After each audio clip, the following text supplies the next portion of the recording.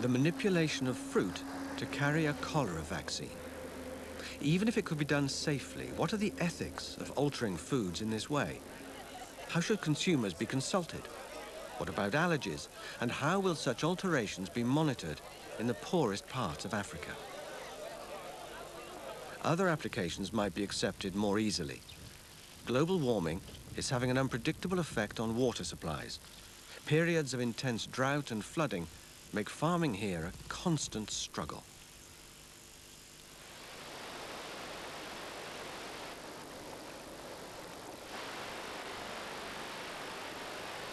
Some say by the time these children are adults, the first wars over water will already have been fought.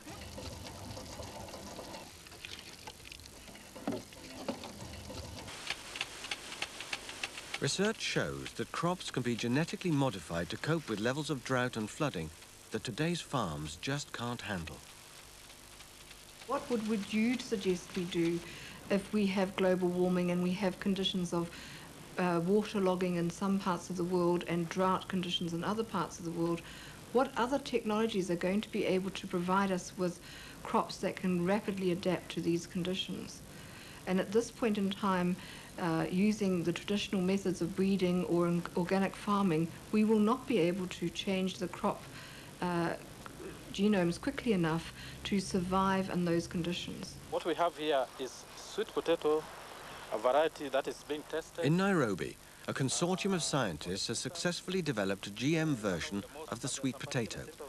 Despite its hardiness, the sweet potato is vulnerable to weevils and viruses. Tests indicate a GM version could increase yield by up to 80%. I wouldn't worry too much about this kind of discoloration. But our knowledge of such possibilities is fairly new. Some argue far more testing is needed before they're exploited commercially.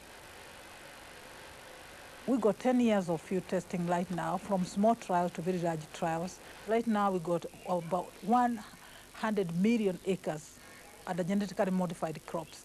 Now from these 100 million acres, which includes some field trials right here in Africa, in South Africa, commercial trials, so far there has not been documented environmental danger or food safety.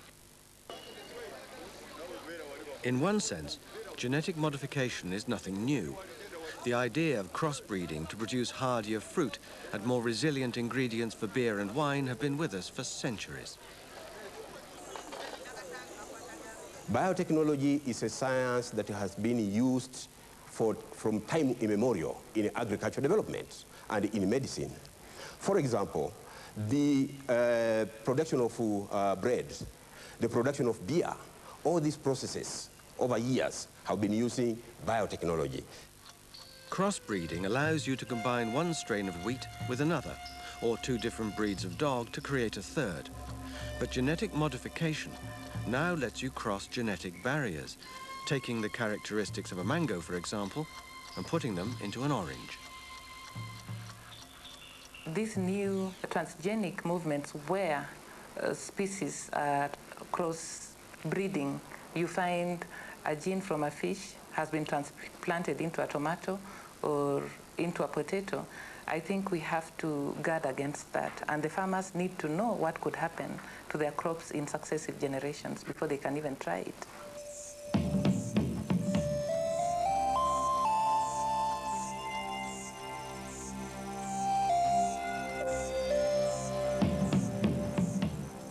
Here in rural South Africa, biotechnology has gone well beyond the experimental stage. Hundreds of farms are now commercially growing an unusual strain of cotton. Bollgard, as it's known, has been developed by Monsanto, an American multinational. The seed has been genetically spiked to kill the bollworm, the blight of cotton farmers around the world. Bollgard has been implanted with a gene from a soil bacterium that causes a blockage in the gut of the bollworm. The worm stops feeding and dies within 70 hours. In Makatini, hundreds of farms make most of their money from cotton, but heavy rains have brought devastation. With farmers unable to spray, the bollworm has attacked the cotton in the fields. In recent years, losses have been as high as 90%.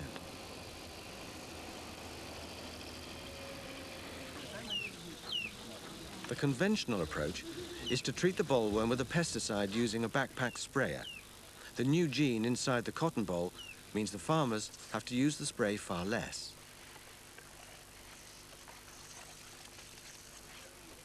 The number of sprays going onto non-BT cotton in a year to control the bollworm is around about 10. With BT cotton, we can reduce that number of sprays down to 1 or 2 during the season. So you can see there's a huge environmental benefit. A lot less pesticide is going into the environment. Last year, we had a rain disaster. It was raining almost for 2 months, 2 to 3 months. So nobody were able to go to the field to spray the cotton because the rain was falling. The commercial farmers, they harvested nothing during that time. But the people who were planted polecat, they were able, after 2 or 3 months without going to the field to scout and do anything, they found cotton, they found poles, they were able to go to the ginnery and sell the cotton. We've got cases of people who died due to the what you call spraying, maybe inhaling the what you call the chemicals while spraying. Because sometimes some people, if they see that there are more insects in their cotton, they will spray even against the wind. So I've got people who have been killed because of that. So genetic modification can cut down on toxic chemicals and boost production. In Makatini, certainly, there's been a dramatic increase in both the yield and quality of cotton. And of course, the cotton isn't eaten by humans, so it doesn't enter the food chain. But skeptics are yet to be convinced. The fact that cotton is not eaten is not true that it cannot affect all the other crops or the ecosystem, because these genes can be transferred horizontally through the soil to other life forms.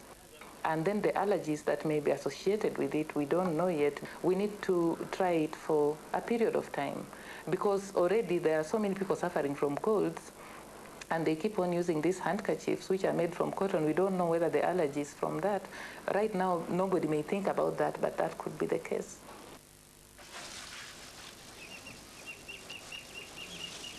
Risks aside, there's another reason biotech products draw criticism. No matter what their benefits, they could make African farmers even more dependent on Western agribusiness.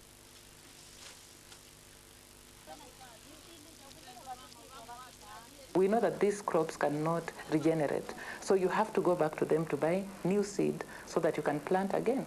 But the farmers that we know in Africa are used to selecting their own seeds after a harvest, so they put it aside. But with these GM crops, you have to go buying fertilizer.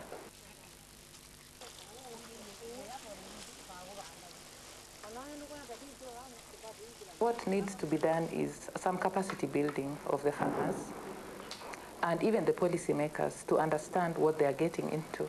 There is nobody in Kenya who shall be above the law. Everybody must be under the law. But policymakers often lack the know-how to make informed decisions about biotechnology. Who wants to worry about food supply 50 years from now when the stark challenge is how to feed people today?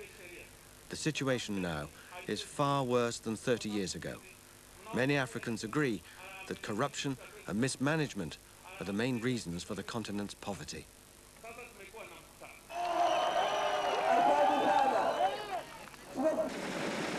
Out in the field, farmers are complaining for lack of market for their produce.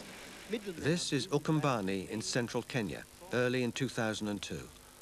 Abundant rains have produced such a glut of maize that local farmers can't sell it. Much of it lies rotting in the warehouses. Yet in Malawi, thousands are starving for lack of the very same crop. For unexplained reasons, Kenyan officials have held back on granting export licenses that would benefit both countries. Such scandals are commonplace in Africa. They've generated such acute poverty that arguments over the safety of biotechnology seem of little consequence. I'm not a politician, but I feel it's common sense to observe that we can do much more for ourselves to help ourselves out of the situations we are in. The onus is on the African governments, really, to wake up. If our people are hungry and there is a way of getting food produced with the resources that are donated, then we jolly well should put those resources where they are needed to produce that food. You know, it is unfair to utilize resources like that for other uses which are not for human benefit and still cry out that we are dying of hunger.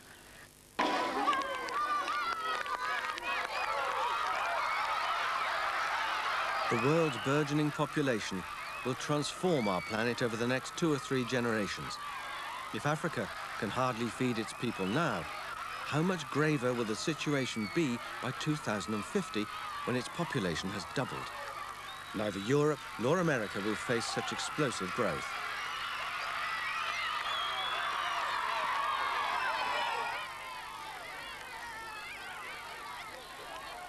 Western policymakers live in hygienic conditions, with refrigeration, good roads, and a wide choice of foods.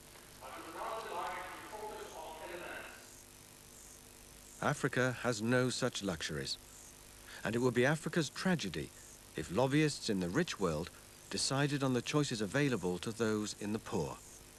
Africa is no longer the isolated dark continent. We are part of a global community. We've been linked by the internet, we've been linked by the airlines, we have been linked by the television, we have been linked by having local and international seed companies together.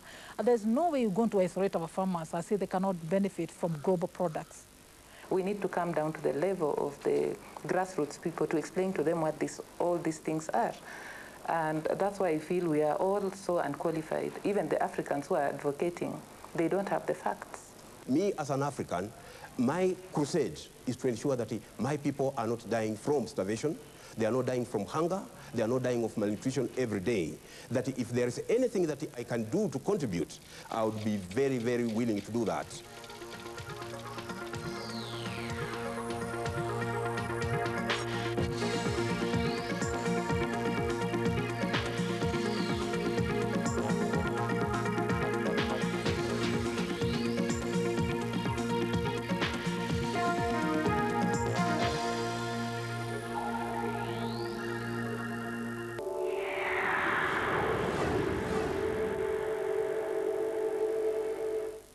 Earth Report.